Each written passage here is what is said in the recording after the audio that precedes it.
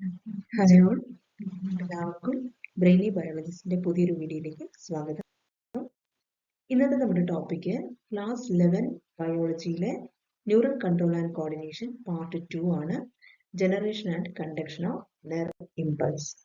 അപ്പോൾ ഇന്ന് നമ്മൾ നെർവ് ഇമ്പൾസ് ട്രാൻസ്മിഷനെ കുറിച്ചാണ് പഠിക്കാൻ പോകുന്നത്. എന്താണ് ഒരു ഇമ്പൾസ് എന്ന് പറഞ്ഞാൽ, അഥവാ നെർവ് ഇമ്പൾസ് എന്ന് പറഞ്ഞാൽ എന്താണ്? An impulse is a message conducted along a nerve fiber, that is axon of a neuron. ഒരു ന്യൂറോണിന്റെ ആക്സോണിൽ കൂടി കടന്നു പോകുന്ന മെസ്സേജിനെയാണ് നമ്മൾ എന്ത് പറയുക? ഒരു നെർവ് ഇമ്പൾസ് എന്ന് പറയുന്നത്. Messages R conducted in the form of electrical impulse along a nerve fibre. ഒരു നെർവ് ഫൈബറിൽ കൂടി മെസ്സേജസ് ഇലക്ട്രിക്കൽ സിഗ്നലുകളായിട്ടാണ് കടന്നു പോകുന്നത്. നമുക്കതിന്റെ മെക്കാനിസത്തിനെ കുറിച്ച് ഡീറ്റെയിൽ ആയിട്ട് നോക്കാം. Coming to the mechanism, 3 steps are involved in the mechanism of nerve impulse transmission. Nerve impulse transmission മെക്കാനിസത്തിൽ 3 സ്റ്റെപ്പുകളാണ് കാണാനായിട്ട് നമുക്ക് സാധിക്കുക, അല്ലെങ്കിൽ 3 സ്റ്റേജസ് ഉണ്ടെന്ന് നമുക്ക് പറയാം. First one, maintenance of resting membrane potential, that is resting phase is polarised. ആദ്യത്തേത് resting membrane potential maintain ചെയ്യുന്നു എന്നുള്ളതാണ്. ഓക്കെ, എന്തൊക്കെയാണെന്ന് നമുക്ക് ഡീറ്റെയിൽ ആയിട്ട് നോക്കാം. രണ്ടാമത്തേത് ഇനീസിയേഷൻ ഓഫ് ആക്ഷൻ പൊട്ടൻഷ്യൽ, അതായത് ഒരു സ്റ്റിമുലസ് അപ്ലൈ ചെയ്യുമ്പോൾ അവിടെ ന്യൂറോണിന്റെ മെംബ്രെയിനിന്റെ ഡീപോളറൈസേഷൻ സംഭവിക്കുകയും അവിടെ ഒരു ആക്ഷൻ പൊട്ടൻഷ്യൽ ഉണ്ടാവുകയും ചെയ്യും. അതാണ് രണ്ടാമത്തെ സ്റ്റേജ്. മൂന്നാമത്തെ സ്റ്റേജ് എന്ന് പറഞ്ഞാൽ ഈ ജനറേറ്റ് ചെയ്യപ്പെടുന്ന ആക്ഷൻ പൊട്ടൻഷ്യൽ തൊട്ടടുത്തുള്ള ഏരിയകളിനെ റീപോളറൈസ് ചെയ്യുകയും അങ്ങനെ ഈ ആക്ഷൻ പൊട്ടൻഷ്യൽ അടുത്തുള്ള ഭാഗങ്ങളിലേക്ക്, അതായത് ന്യൂറോണിന്റെ നെക്സ്റ്റ് ഏരിയയിലേക്ക്, അഡ്ജസന്റ് ഏരിയയിലേക്ക് മൂവ് ചെയ്യപ്പെടുകയും ചെയ്യുന്നതാണ് പ്രൊപ്പഗേഷൻ ഓഫ് ആക്ഷൻ പൊട്ടൻഷ്യൽ. അങ്ങനെ 3 സ്റ്റെപ്പുകളാണ് നെർവ് ഇമ്പൾസ് ട്രാൻസ്മിഷനിൽ ഉള്ളത്. നമുക്കിനി ഓരോ സ്റ്റെപ്പും ഡീറ്റെയിൽ ആയിട്ട് നോക്കാം. ഫസ്റ്റ് വൺ, റെസ്റ്റിംഗ് ഫേസ്, അതായത് resting potential, that is polarised. When a neuron is not conducting any impulse, axonal membranes of neuron is electrically polarized. ഒരു neuron ഇമ്പൾസുകളൊന്നും കടത്തിവിടാതിരിക്കുന്ന സമയത്ത് ആ ന്യൂറോണിനെ നമ്മൾ റെസ്റ്റിംഗ് ന്യൂറോൺ എന്ന് പറയും. ഓക്കെ, ആ റെസ്റ്റിംഗ് ന്യൂറോണിന്റെ മെംബ്രെയിൻ എപ്പോഴും ഇലക്ട്രിക്കലി പോളറൈസ്ഡ് ആയിട്ടായിരിക്കും കാണുക. എന്ന് വെച്ചാൽ അതിന്റെ ഔട്ടർ സർഫസ്, അതായത് ന്യൂറോണിന്റെ ആക്സോണിന്റെ മെംബ്രെയിന്റെ പുറത്തുള്ള സർഫസ് പോസിറ്റീവ്ലി ചാർജ്ഡും അകത്തുള്ള സർഫസ് നെഗറ്റീവ്ലി ചാർജ്ഡുമായിട്ടായിരിക്കും കാണുക. ഇതിനെയാണ് നമ്മൾ പൊളാരിറ്റി എന്ന് പറയുന്നത്. ഇത് ഇലക്ട്രിക്കൽ ചാർജിലുള്ള ഒരു മെംബ്രെയിന്റെ ഇരുവശങ്ങളിലും ഉണ്ടാകുന്ന ഇലക്ട്രിക് ചാർജിലുള്ള ഡിഫറൻസിനെയാണ് നമ്മൾ പൊളാരിറ്റി എന്ന് പറയുന്നത്. ഓക്കെ, ഒരു റെസ്റ്റിംഗ് ന്യൂറോൺ, അതായത് ഒരു ന്യൂറോൺ ഇമ്പൾസുകളൊന്നും കണ്ടക്ട് ചെയ്യാതിരിക്കുന്ന സമയത്ത് അതിനെ നമ്മൾ റെസ്റ്റിംഗ് ന്യൂറോൺ എന്നാണ് പറയുക. ആ റെസ്റ്റിംഗ് ന്യൂറോണിൽ എങ്ങനെയായിരിക്കും? ആക്സോണൽ മെംബ്രെയിൻ ഇലക്ട്രിക്കലി പോളറൈസ്ഡ് ആയിരിക്കും. അതായത് അതിന്റെ ഔട്ട്സൈഡും ഇന്നർ സർഫസിലും എന്താണ്, ചാർജുകൾ വ്യത്യാസമുണ്ട്. ഔട്ടർ സർഫസ് പോസിറ്റീവ്ലി ചാർജ്ഡ് ആണ്, ഇന്നർ സർഫസ് നെഗറ്റീവ്ലി ചാർജ്ഡ് ആണ്. ക്ലിയർ ആയല്ലോ? ഇനി ഇങ്ങനെ ഉണ്ടാകുന്ന ഈ ഇലക്ട്രിക്കൽ പൊട്ടൻഷ്യൽ ഡിഫറൻസിനെയാണ് നമ്മൾ എന്ത് പറയുക? റെസ്റ്റിംഗ് പൊട്ടൻഷ്യൽ എന്ന് പറയുന്നത്. Resting potential is the difference in electric potential across the resting membrane. Resting ന്യൂറോണിന്റെ മെംബ്രെയിനിൽ ഉണ്ടാകുന്ന ഇലക്ട്രിക് പൊട്ടൻഷ്യലിനുള്ള ഡിഫറൻസിനെയാണ് എന്ത് പറയുന്നത്? റെസ്റ്റിംഗ് പൊട്ടൻഷ്യൽ എന്ന് പറയുന്നത്. ഇനി at resting phase, plasma membrane of neuron is impermeable to sodium ions and highly permeable to potassium ions. Resting ഫേസിൽ ന്യൂറോണിന്റെ പ്ലാസ്മ മെംബ്രെയിന് സോഡിയം അയോണുകൾക്ക് ഇംപെർമിബിൾ ആയിരിക്കും, അതായത് സോഡിയം അയോണുകളെ അത് കടത്തിവിടുകയില്ല. But it is highly permeable to K+ ions. Potassium അയോണുകളെ ഹൈലി പെർമിയബിൾ ആണ്, അതായത് ധാരാളമായിട്ട് കടത്തിവിടുകയും ചെയ്യും. എപ്പോഴാണ്? റെസ്റ്റിംഗ് ഫേസിൽ. And it is also impermeable to negatively charged proteins of the axoplasm. Axoplasm എന്ന് പറഞ്ഞാൽ ആക്സോണിലുള്ള സൈറ്റോപ്ലാസം, അതായത് ആക്സോണിനുള്ളിലുള്ള കോശദ്രവ്യത്തിനെയാണ് എന്ത് പറയുന്നത്? ആക്സോപ്ലാസം എന്ന് പറയുന്നത് കേട്ടോ. അപ്പൊ ഈ ആക്സോപ്ലാസത്തിന് നെഗറ്റീവ്ലി ചാർജ്ഡ് ആയിട്ടുള്ള പ്രോട്ടീൻസ് ഉണ്ട്. അവയ്ക്കും എന്ത് സാധ്യമല്ല, കടന്നു പോകാൻ ഈ പ്ലാസ്മ മെംബ്രെയിനിൽ കൂടി കടന്നു പോകാൻ സാധ്യമല്ല. എപ്പോഴാണ്? ന്യൂറോൺ റെസ്റ്റിംഗ് ഫേസിലായിരിക്കുമ്പോൾ. So, axoplasm has high concentration of potassium ions and proteins which are negatively charged and low sodium ion concentration. അതുകൊണ്ട് ആക്സോപ്ലാസത്തിൽ പൊട്ടാസ്യം അയോണുകൾ ധാരാളമായിട്ടും അതുപോലെ തന്നെ പ്രോട്ടീനുകൾ നെഗറ്റീവ്ലി ചാർജ് ആയിട്ടുള്ള പ്രോട്ടീൻസും കാണപ്പെടുന്നു. അതുപോലെ തന്നെ സോഡിയം അയോണിന്റെ കോൺസെൻട്രേഷൻ കുറവായിരിക്കും.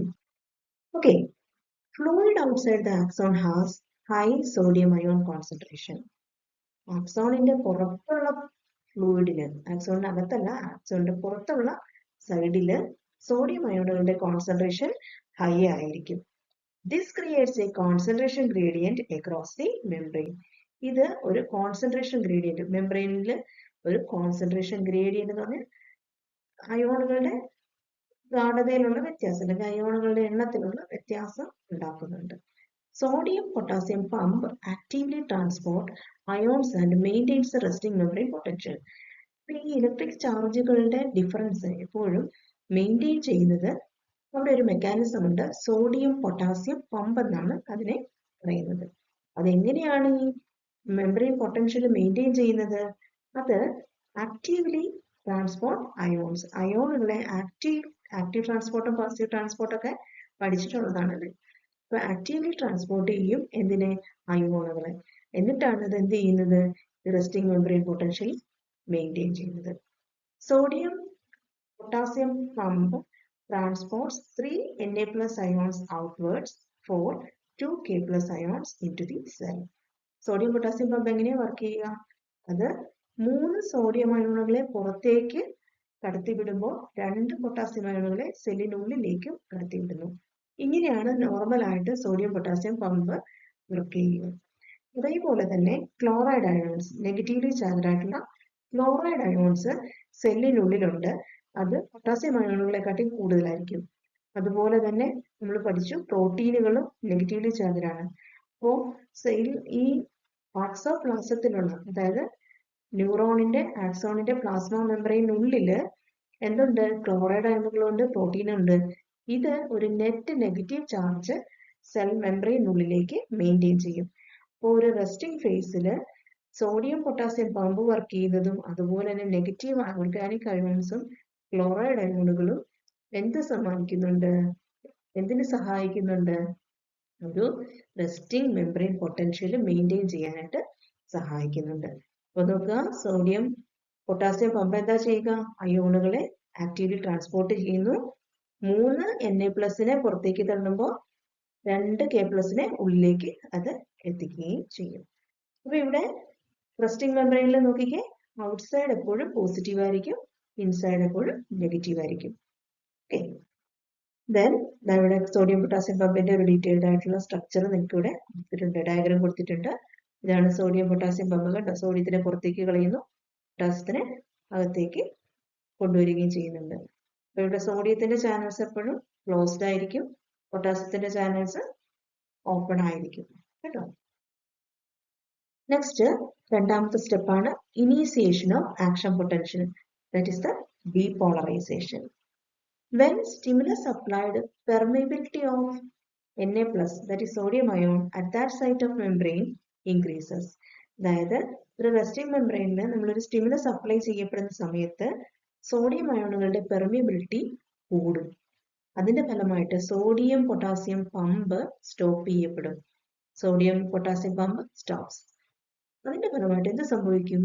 സോഡിയം അയോണുകൾ പെട്ടെന്ന് തന്നെ ആക്സോപ്ലാസത്തിലേക്ക് ഇടിച്ചു കയറാൻ തുടങ്ങും. ഒരു ഇൻവേർഡ്, റാപ്പിഡ് ആയിട്ടുള്ള ഒരു ഇൻവേർഡ് മൂവ്മെന്റ് നടക്കും. സോഡിയം അയോണുകൾ ആക്സോപ്ലാസത്തിനുള്ളിലേക്ക് എത്തിച്ചേരും. അപ്പോൾ ഡീപോളറൈസേഷൻ സംഭവിക്കും. എന്ത് പറ്റും? പുറമേ ഇരുന്ന സോഡിയം അയോൺസ് ആക്സോപ്ലാസത്തിനുള്ളിലേക്ക് വരുമ്പോൾ ഈ മെംബ്രെയിന്റെ അകത്ത് പോസിറ്റീവ് ചാർജും പുറത്ത് നെഗറ്റീവ് ചാർജും ആകും. അതായത് സ്റ്റിമുലസ് അപ്ലൈ ചെയ്യപ്പെടുന്ന ഭാഗത്ത് സോഡിയം പൊട്ടാസ്യം പമ്പ് സ്റ്റോപ്പ് ചെയ്യപ്പെടുകയും സോഡിയം അയോണുകളുടെ പെർമിയബിലിറ്റി കൂടുകയും ചെയ്യുന്നത് കൊണ്ട് സോഡിയം അയോണുകൾ ധാരാളമായിട്ട് ആക്സോപ്ലാസത്തിനുള്ളിലേക്ക് കയറുകയും അവിടെ പൊളാരിറ്റി റിവേഴ്സ് ചെയ്യപ്പെടുകയും ചെയ്യുന്നു. അതായത് പുറത്ത് പോസിറ്റീവും അകത്ത് നെഗറ്റീവും ആയിരുന്ന റെസ്റ്റിംഗ് മെംബ്രെയിനിൽ സ്റ്റിമുലസ് വന്നപ്പോൾ എന്ത് സംഭവിച്ചു? സ്റ്റിമുലസ് വന്ന ഭാഗത്ത് പുറത്ത് നെഗറ്റീവ് ചാർജും അകത്ത് പോസിറ്റീവ് ചാർജുമായി മാറുന്നു. ഇതിനെയാണ് നമ്മൾ എന്ത് പറയുക? ഡീപോളറൈസേഷൻ എന്ന് പറയുക. അതായത് ഔട്ട്സൈഡ് നെഗറ്റീവും ഇൻസൈഡ് പോസിറ്റീവുമായിട്ട് പൊളാരിറ്റി റിവേഴ്സ് ചെയ്യപ്പെടുന്നു. Electrical potential difference occurring across the neural membrane at the site of stimulus is called action potential. അതായത് ന്യൂറോണിന് സ്റ്റിമുലസ് വന്ന ആ ഏരിയയിൽ ഉണ്ടാകുന്ന പൊളാരിറ്റീനെ അല്ലെങ്കിൽ പൊട്ടൻഷ്യൽ ഡിഫറൻസിനെയാണ് നമ്മൾ എന്ത് പറയുക? ആക്ഷൻ പൊട്ടൻഷ്യൽ എന്ന് പറയുന്നത്. അപ്പോൾ സ്റ്റിമുലസ് വരുമ്പോൾ സോഡിയം പൊട്ടാസ്യം പമ്പ് സ്റ്റോപ്പ് ചെയ്യപ്പെടുകയും സോഡിയം അയോണുകളുടെ പെർമിയബിലിറ്റി കൂടുകയും അതിന്റെ ഫലമായിട്ട് സോഡിയം അയോണുകൾ ധാരാളമായി ആക്സോപ്ലാസത്തിനുള്ളിലേക്ക് കടക്കുകയും ഡീപോളറൈസേഷൻ സംഭവിക്കുകയും ചെയ്യും. അതായത് പൊളാരിറ്റി റിവേഴ്സ് ചെയ്യപ്പെടുന്നു. ആ ഒരു ഇലക്ട്രിക്കൽ പൊട്ടൻഷ്യൽ ഡിഫറൻസിനെ നമ്മൾ ആക്ഷൻ പൊട്ടൻഷ്യൽ എന്നാണ് പറയുക. ആക്ഷൻ പൊട്ടൻഷ്യൽ ജനറേറ്റ് ചെയ്യപ്പെടുന്നു. Action potential is known as the nerve impulse. Actually ഈ ആക്ഷൻ പൊട്ടൻഷ്യലിനാണ് നമ്മൾ എന്ത് പറയുക? നെർവ് ഇമ്പൾസ് എന്ന് പറയുക. ഇത്രയും ക്ലിയർ ആയല്ലോ. ഇനി മൂന്നാമത്തെ സ്റ്റെപ്പാണ് പ്രൊപ്പഗേഷൻ ഓഫ് ഈ action potential, that is repolarisation. അപ്പൊ ഈ ഉണ്ടായ ഇമ്പൾസിനെ നമ്മൾ എന്ത് ചെയ്യണം?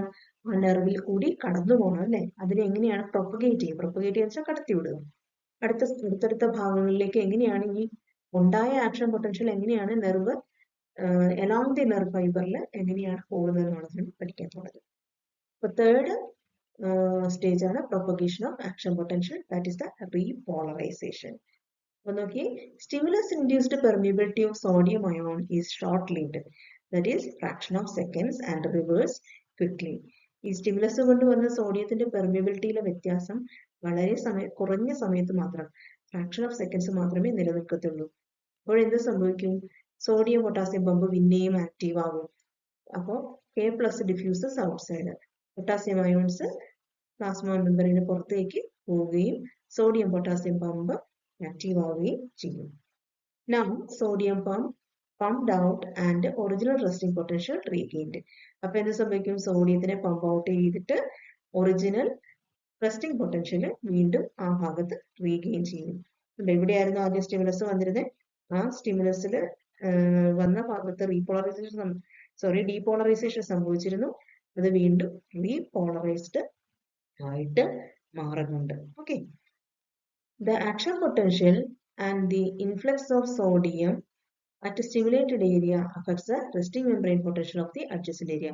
അപ്പോൾ ഇവിടെ ഉണ്ടായ ആ ഡിസ്റ്റർബൻസ് അല്ലെങ്കിൽ സ്റ്റിമുലസ് എന്ത് ചെയ്യും? തൊട്ടടുത്തുള്ള ഭാഗത്ത്, അപ്പൊ ഇവിടെ ആക്ഷൻ പൊട്ടൻഷ്യൽ വന്നിരുന്നു, ഇത് റീപോളറൈസേഷൻ സംഭവിച്ചപ്പോഴേക്കും ആ ആക്ഷൻ പൊട്ടൻഷ്യൽ ഇങ്ങോട്ടേക്ക് മാറും. അതായത് ഇവിടെ ഉണ്ടായ ആ ചേഞ്ച് അഡ്ജസന്റ് ഏരിയയിലേക്കും ചേഞ്ചസ് ആയിട്ട് മാറും, അഡ്ജസന്റ് ഏരിയയിലെ സ്റ്റിമുലസ് ആയിട്ട് മാറും. അവിടെയും ഈ പ്രോസസ്സ് റിപ്പീറ്റ് ചെയ്യും. അതായത് എന്ത് സംഭവിക്കും? സോഡിയം പൊട്ടാസ്യം പമ്പ് സ്റ്റോപ്പ് ചെയ്യപ്പെടുകയും സോഡിയത്തിന്റെ പെർമിയബിലിറ്റി കൂടുകയും സോഡിയം അയോൺസ് ഇൻവേർഡ് മൂവ്മെന്റ് നടത്തുകയും ചെയ്യും. അപ്പം തൊട്ടടുത്തുള്ള ഏരിയയിൽ എന്ത് സംഭവിക്കും? ഡീപോളറൈസേഷൻ സംഭവിക്കും. അപ്പം അത് ഇത്തിരി നേരത്തേക്ക് കാണുള്ളൂ. അത് എന്ത് സംഭവിക്കും? റീപോളറൈസേഷൻ സംഭവിക്കും. അപ്പോഴേക്കും ആ ഇമ്പൾസ് തൊട്ടടുത്ത ഏരിയയിലേക്ക് നീക്കം ചെയ്യപ്പെടും. ഓക്കെ, അങ്ങനെയാണ് ഈ ഒരു ആക്ഷൻ പൊട്ടൻഷ്യൽ പ്രൊപ്പഗേറ്റ് ചെയ്യപ്പെടുന്നത്. അപ്പൊ നോക്കിക്കേ, the action potential at a stimulated area affects the resting membrane potential of adjacent area. Polarity of the site get reversed. Action potential is generated at the second site. Thus, action potential reaches at site 2 from site 1. Action potential site 1 ൽ നിന്ന് site 2 ലേക്ക് move ചെയ്യപ്പെടും. This sequence repeated along the axon. ഈ sequence ആക്സോണിന്റെ full ലെങ്തിലേക്ക് repeat ചെയ്യപ്പെടുകയും nerve impulse transmit ചെയ്യപ്പെടുകയും ചെയ്യും. Okay, അപ്പൊ അതായത് 3 diagram നമ്മൾ ഒന്നിച്ച് കൊടുത്തിട്ടുണ്ട്. ഇവിടെ നോക്കുക, ആദ്യം ന്യൂറോൺ റെസ്റ്റിംഗ് ഫേസിലാണ് കാണുക. അപ്പോഴേക്കും എന്താണ് സംഭവിക്കുക? പ്ലാസ്മ മെമ്പറിന്റെ ഔട്ട്സൈഡ് പോസിറ്റീവും ഇൻസൈഡ് നെഗറ്റീവുമാണ്. Sodium potassium pump actively work ചെയ്യുന്നത് കൊണ്ടാണ് ഈ റെസ്റ്റിംഗ് മെമ്പറൈൻ പൊട്ടൻഷ്യൽ മെയിൻറ്റെയിൻ ചെയ്യാനായിട്ട് സാധിക്കുന്നത്. ഇതിനെ നമ്മൾ പോളറൈസേഷൻ എന്നാണ് പറയുക.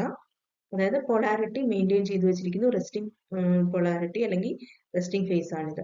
ഇനി രണ്ടാമതൊരു സ്റ്റിമുലസ് വന്നപ്പോൾ എന്ത് സംഭവിക്കും? സ്റ്റിമുലസ് വരുമ്പോൾ എക്സൈറ്റേഷൻ സംഭവിക്കും, അവിടെ ആ ഭാഗത്ത് ഡീപോളറൈസേഷൻ സംഭവിക്കും.